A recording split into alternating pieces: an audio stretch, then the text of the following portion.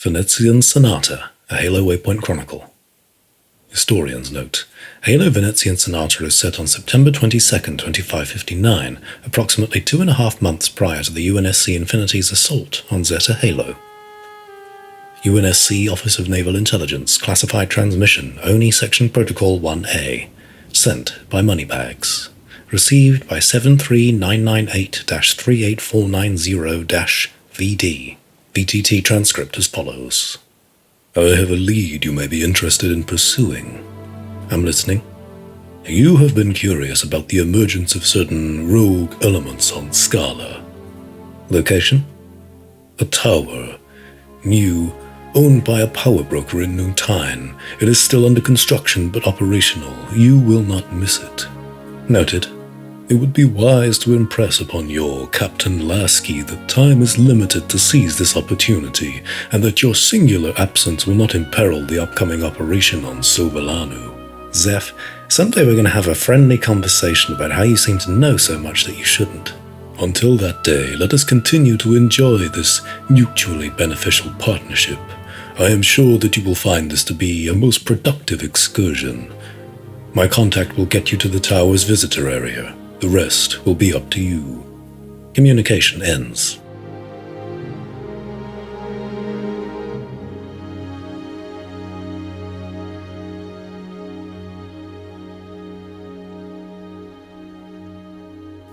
UNSC Infinity, record matrix logged by RLD-0205-4. Conversation between Edward Buck and Veronica Dare. September 22nd, 2559, 1300 hours. As a mission. Say no more, I'll round up the rest of the squad. A solo mission, Buck. I'm going it alone. You're going to need backup. You're going to Venezia, Veronica. You do not go to a place like that without backup. Place has got a very unlovely rep. It's recon only. I'll be gone for the day at most. Yeah, unless you get captured, because you didn't bring any backup. Come on, Veronica. Let me tag along, just in case. Sorry, Buck. You know how it is. Orders are orders. Exactly. And I know you're one to misbehave, so I'm giving you an order. You are not to deploy to Venezia and interfere with this operation. You... All right. Thank you. Roland note. 87% probability that Edward Buck's sudden compliance with Veronica Dare's order is not entirely honest. I'll be back before you know it. Roland note. Veronica Dare kisses Edward Buck and departs, preparing to deploy. Every problem is an opportunity in disguise.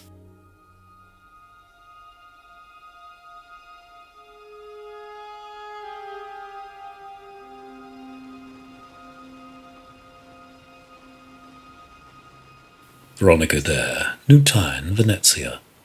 September 22nd, 2559, 2100 hours. Veronica Dare hated heights. It was perhaps an ironic phobia for her to possess as an Office of Naval Intelligence agent who spent most of her time deploying alongside orbital drop shock troopers and Spartans in coffin-like pods, but shimmying across a narrow ledge on a skyscraper over 2,000 feet high had a way of provoking such primal fears. All the same, she couldn't deny the view, even through the torrential rain. New Tyne was a bustling metropolis not entirely dissimilar to the mainland region of New Mombasa back on Earth, or Noctis on Andesia. It was effectively the capital city of Venezia, an independent colony that was populated not only by humans, but Sanghili, Jirulhanai, Kigyar, and other former client species of the Covenant that could be found in office buildings, transportation networks, entertainment districts, factories, and spaceports. By some miracle, the city wasn't a constant war zone. Dare suppose that they all largely had one thing in common. They hated the UNSC. The humans who had originally settled Venezia cut themselves off from the unified Earth government many years ago, and now the colonial militia that kept order had pledged themselves to the Keepers of the One Freedom, a Covenant remnant group. Every group here had a lot of fingers and a lot of pies, and the Keepers had recently pledged their allegiance to the Banished, so the trickle-down nature of relationships between species and factions meant that the line of friend and foe in this place was more of a complex web that nobody wanted to get tangled within, and so life simply carried on. It came as another slice of irony that, of all the places in the galaxy, Cortana's presence was minimal here. The strange peace on Venezia had preceded her created regime by years, so she had devoted her resources elsewhere. But that meant the Venezian power brokers now felt emboldened to start pushing their luck, dialing up their criminal operations in increasingly brazen ways, and while Cortana might not be stepping in, their actions had drawn the attention of Oni's ever-watchful eye. Dare had met with Zeftral's contact with little issue, a rather eccentric and aged Kigyar named Kijar. His colony-wide transport business had been the perfect cover for the setup. While travelling aboard a Wren shuttlecraft that once ferried Covenant ministers around their holy city, Dare had picked out the tower immediately from the vehicle's viewport. The appearance of the tower itself looked analogous to a Hulbert-class destroyer rotated vertically. This kind of shared architectural design between buildings and starships was not uncommon, as it had phased in and out of style many times since humanity's early interstellar colonial era in the 24th century. For his part, Kijar had taken the place of a vehicle bound to pick up a group of the tower's construction workers at the end of their shift, and made a scene at the entrance desk to get paid extra for the mix-up. The commotion had allowed Dare to slip out from the vehicle and utilize a wrist-mounted grapple shot to reach the building's upper levels. Dare made her way up to a level where construction was still ongoing.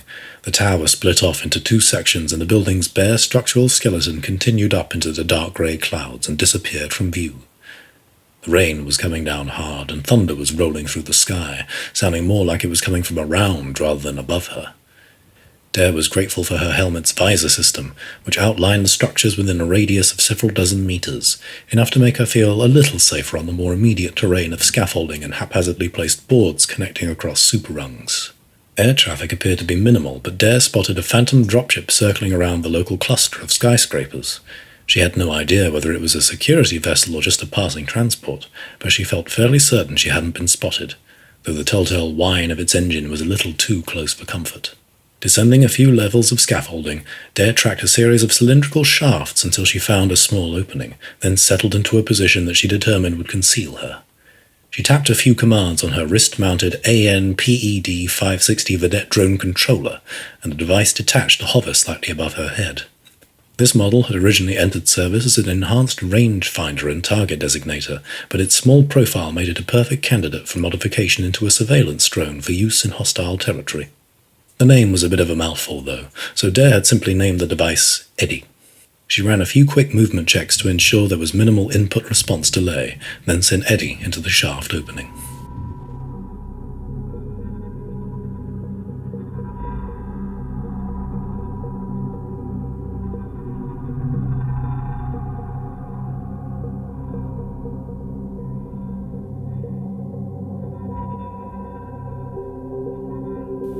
Callie Calder was just 15 years old.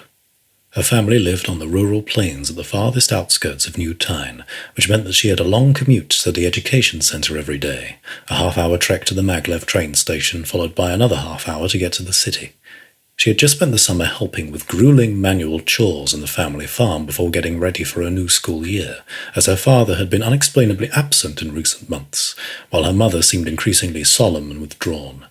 She could tell, in the way children can always tell with their parents, that something was wrong. But things had taken a rather sharp turn just 2 days ago. While on her way to the city, the Maglev train had just stopped. "This is the driver speaking," the voice came over the intercom. "We're being held at a stoplight for now, but expect we should be underway again soon. We apologise for the inconvenience." Her first day back to school, and she was going to be late. Staring absently outside, Errant V's Amorphous blasting in her ears, Callie was only vaguely aware of the group of Venezian militia who boarded the train and started checking the IDs of the younger passengers. It wasn't until she handed over her identification that she had any notion something was wrong. She was certain she had misheard when the guardsman said, "We need you to come with us." Confused, angry, and subject to many uncomfortable sideways glances from other passengers, Callie followed along in a daze. She hadn't even noticed that her old-fashioned headphones had fallen off at some point. It wasn't long after she and half a dozen others had been removed from the train that a black bag was put over her head, and the world fell instantly, awfully silent. She had grown up in the latter years of the Covenant War, told about all the awful things the Alien Alliance had done. But it was what humans were capable of doing to each other that made her skin crawl more than anything else. Callie awakened in a cell some time later. It was a meagre space with only a bed, toilet, and sink to speak of, though she had determined from the lack of muck and grime that it was built relatively recently. She had received no visitors, had been given no opportunity to call anyone. There was only a tray of food and a glass of water at one point when she had awakened. Staring at the steel cup, she felt herself drowning in an ocean of dire considerations. Her family had no idea what had happened to her. She had left and simply not come back. Surely there must have been surveillance footage aboard the Maglev, as well as numerous witnesses. Callie's thoughts were interrupted as the lock on her cell door clicked and swung open. She had expected to see a militia guardsman, but the figure she was met with was covered in armor from head to toe. The face was hidden behind a thick, curved helmet. "Move along, recruit," a deep voice barked. "Fall in line." Tentatively, Callie walked out of her cell and saw that dozens of others, some older, some younger, were being directed down a corridor. She followed suit. To her surprise, as they reached a set of double doors at the end of the corridor, they were led into what looked like a corporate amphitheater. Rows of semicircular seats of polished wood surrounded a round dais where an alien figure Callie didn't recognize stood. At first glance, she might have mistaken it for a human being, clad as it was in the uniform of a courier with a mustard-colored tunic, until she saw its face bore 2 pairs of slit-like nostrils and what appeared to be gill-like organs underneath its jaw. Callie swept her gaze across the room. The windows were tinted, covering the view outside, and armed guards were stationed around the perimeter. Whatever was about to happen, there was no way out. "You are here," the alien spoke, and its rasping, cold voice echoed through the amphitheater, "because your families owe debts that they cannot pay. You are their insurance policy." Everybody in the room was silent and sat perfectly still. "You will be trained, and you will be forged into weapons to be wielded by many masters. You will serve until your family's debt is repaid. Each job you take, each contract you sign, will stipulate a percentage of your profits that will go towards repayment. And what that percentage is will depend upon your conduct within these halls. Success is expected. Transgressions and failures will accrue interest." Callie could barely process the information she was receiving. Her family had been in some kind of debt, and it was up to her to be taken away from her life to pay it off. What had her father been up to over the last few months that he'd been absent? Worse still, if this strange speaker was to be believed, she hadn't been kidnapped and taken from her family. She had been given away. "You will be given a tour of the facilities here, then escorted to the barracks to begin training with your taskmasters." The alien gestured towards several of the armored guards, who looked just like the one that had opened Callie's cell. "From this day forth, the lives you knew are over. Until your contracts are complete and your debts are repaid in full, or you fall in battle, you belong to us." It felt as though she was lucid during some terrible nightmare, but she was distracted for a moment as her eye caught something at the far end of the amphitheater. A large pipe that ran along the ceiling had a small grate covering, and Callie could have sworn she had spotted something move within it. Light catching on a lens, perhaps, and she was certain she had heard a slight metallic rattle from within. Judging by the reaction of 2 of the guards who she saw speaking into their comm units to her left, they had caught it as well. Whatever it was, it probably wasn't of any help to her. The alien speaker had departed, and murmurs were breaking out among the rest of the audience. Some sat in nervous silence, rocking back and forth in their seats, but others had the steely look of resolve in their eyes. Sink or swim, Callie.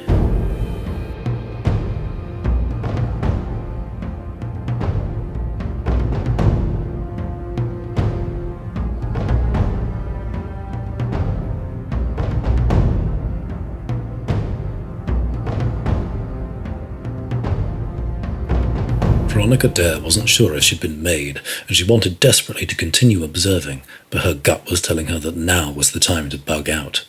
A momentary glitch in Eddie's response time had caused the drone to drift and bump into the pipe wall.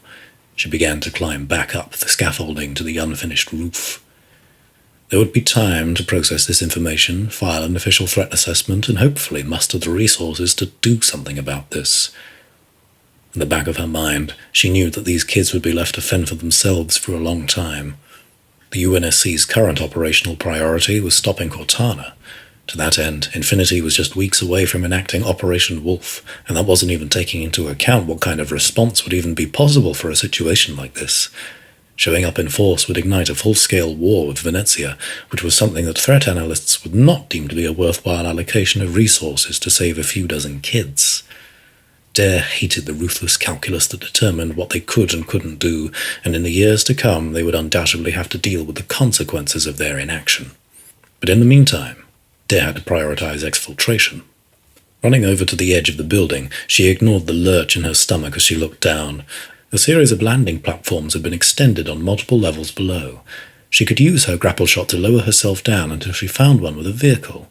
Not one of her best plans, but was all she... "So good of you to join us, Captain Dare." Dare spun, withdrawing her MK-50 in a single, seamless motion, aiming her weapon at the newcomer. A hood covered his head, and his rasping voice sounded much like the one who had spoken in the amphitheater, but due to Eddie's position she had been unable to identify him. "You speak with Murad." He lowered his hood to reveal a bald humanoid head with sunken eyes, skin as pale as milk, and reddened layers of flesh running underneath his jaw up to his chin. So, the Yonhet are creeping out of the shadows, Dare mused, her tone smooth and collected, knowing. She had been an Oni agent long enough to maintain her composure even under such taut conditions. The Yonhet smiled, showing a row of sharp teeth. "The fracturing of the Covenant has provided opportunity for all, none more so than for Murad's people. War between empires is vast and bloody, but war between numerous disparate factions, all seeking to gain an edge over each other. That, Captain, is good business. What do you make of the merchandise?" Dare's visor picked up movement. Red outlines appeared around half a dozen guards moving into position with weapons ready. She was surrounded. "You mean the children you've taken?" "Come now, Captain. Murad is certain that Oni knows better than to take issue with such a thing." It came as no surprise that the ugly rumors of the Spartan II program had reached Venezia. Now it looked like something similar was playing out here, the youth of this world being forcibly conscripted into becoming mercenaries to pay off family debts. But surely they didn't have the means to augment these kids, did they? The broader proliferation of the Spartan program with its latest incarnation had demystified some elements of how these super soldiers were made, but no simple mercenary outfit could realistically recreate it. I'd be a lot more concerned about what's going to happen when word of this little business venture of yours gets back to the UNSC. The Yonhet laughed. "What is the UNSC today? You seem rather like the Covenant to me. Your resources have been carved up, your colonial pipelines decimated, your mighty flagship on the run across the stars. It is no wonder many of your military partners have been looking to expand their enterprise into private sectors, as you can no longer protect them. You must understand, Captain, your masters are far more likely to financially invest in this project than expend resources attempting to shut it down." At that moment, Dare heard the telltale whine of a Phantom's engine and turned to see the dropship rising up behind her, its searchlight illuminating the area. "Welcome to the new galaxy, Captain," Murad said, raising his arms. "We would be glad to have you as a customer. But if you are not interested in buying, perhaps an Oni agent will make for a rather profitable guest." The Phantom turned to its side and its troop bay doors lowered. In moments, she expected to be hauled inside as reinforcements arrived. "That's quite a sales pitch," a familiar gruff voice sounded over the comm. Dare's visor picked up the unmistakably titanic figure of Dutch wielding a tri-barreled yeller. "What do you think, honey?" "You know, Dutch," Gretchen disembarked from the Phantom with a VK-78 in each hand and came to Dare's side. "I don't much like the look of this neighborhood, or the local color for that matter." "Copy that." Murad let out a low hiss at the sudden change in circumstances. He had numbers on his side, but going up against two heavily armed Spartans on an unfinished skyscraper's rooftop had tipped the odds ever so slightly. "Shiny ride, you two." Dare began to slowly back up towards the Phantom while Gretchen kept her covered. "Damn right, she's shiny." Dutch kept his heavy machine gun aimed at Murad. "You ready to leave these Mike Foxtrots behind?" They made it into the Phantom's troop bay, and Gretchen immediately marched to the cockpit. Dare couldn't help but be surprised at the disciplined restraint of the Yonhet's mercenaries, as she had expected that one of them would have opened fire. "Another time," Murad called out. "We look forward to our next opportunity for a mutually beneficial transaction. Farewell, Captain." The Phantom's troop bay doors closed and the dropship departed, darting away from the tower into thick layers of storm clouds to avoid detection or any gunships Murad might send. Dare doubted that he would, however. Perhaps the strangest thing about him was the apparent earnest confidence and certainty that the UNSC or ONI would look to make a deal with him somewhere down the line. In the meantime, Dare had a small matter to attend to. "What are you two doing here?" I ordered Buck that he was not to involve himself in this operation. "Yes, ma'am," Dutch said flatly. "He said that you did that." "So where is he?" "He's back home on Infinity, just as you ordered." "Thing is," Gretchen entered the troop bay and pulled off her helmet, revealing a smirk, and he was very keen to stress this part. She didn't say anything about anybody else on the squad getting involved. Dare closed her eyes for a second and sighed. "Of course." "It looks like a good thing that we did." Dutch attached his heavy machine gun to a rack on the rear wall of the dropship's interior. "Or Captain Lasky might not have been too pleased about needing to launch a rescue op." "Ma'am?" It was a point she had to willingly concede. If they hadn't shown up, if Buck hadn't found some operational ambiguity in her orders, then things would have undoubtedly turned out very differently today. "So, learn anything good at this little shindig?" Gretchen asked. "Need to know, I'm afraid." "And will we?" Dare remained silent for a moment. Though she hated to admit it, Murad had a point. What exactly was the UNSC right now, and ONI for that matter? Like the Covenant, their resources had been scattered across space, their seemingly glorious resurgence diminished from a triumphant roar to a strangled whisper. "Mind taking the cockpit, you two?" Dare answered. "I need to get this report ready by the time we get back to Infinity." "Be my guest?" Gretchen made a slightly exaggerated show of waving Dutch through before following and sealing the door behind her, leaving Dare alone in the darkened troop bay. "This is Captain Veronica Dare reporting on Operation Sonata. Zeph Trall's intel was good. Something big is going down here on Venezia. Preliminary observations showed several dozen children who have been given by their families to a Yonhet power broker, where they will be trained to become mercenaries contracted to multiple unidentified groups. Surveillance footage and additional intel is attached to begin Section 1 review. File under code word Janissary." Section 1 had run countless ever-expanding threat analysis models. Even in the event of actually managing to pull off stopping Cortana, the galaxy they would face afterwards would fill that vacuum with countless other problems. What Dare had discovered here today would be one of many, and she couldn't begin to imagine how it would grow over the months and years to come. Janissary. The name had come from a group that had emerged from the latter years of humanity's Middle Ages. The Ottoman Empire was known to have abducted children and, through years of intensive training, forged those slave soldiers and mercenaries into a powerful military force. ONI had once done the same, and the results had ultimately helped them win the war against the Covenant. Janissary seemed an appropriate reminder that history had a habit of repeating itself, and this time it would be ONI on the receiving end.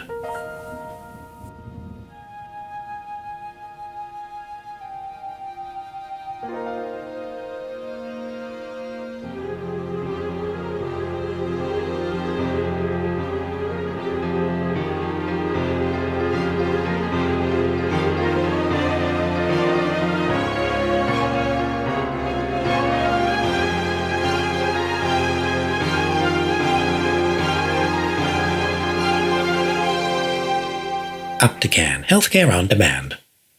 Private Log, Adam Andrews, September 29, 2559. Where to even begin? Actually, first of all, a reminder. Dan is cooking tonight, his own family bolognese recipe. Make sure to pick up some Parmesan on the way home. Anyway, to business. Contact has been made with several parties on Venezia, one of whom seems particularly promising. Norfell assures me that her clearinghouse crew can get what I need, but warned that it will take some time. Until I hear back from her, we will continue attempting to stabilize the existing Waverly compounds. Supplies are running short, but we are so close to a breakthrough, I could feel it. Received word that new Colonial Alliance raids have been stepping up throughout outer colony regions in recent months. They hit Cygnus just a few weeks ago, and apparently they're flying banished colors now. All the more reason to do what we're doing, to keep traveling down this road. The UNSC can't protect these people, and created intervention seems more akin to blindly tossing a grenade into a crowded room. Super Soldiers can no longer remain the dominion of Spartans, of the UNSC. Our industries span numerous colonies, whole sectors of space, and they must be able to level the playing field on their own terms. Where there is need, Optican will provide.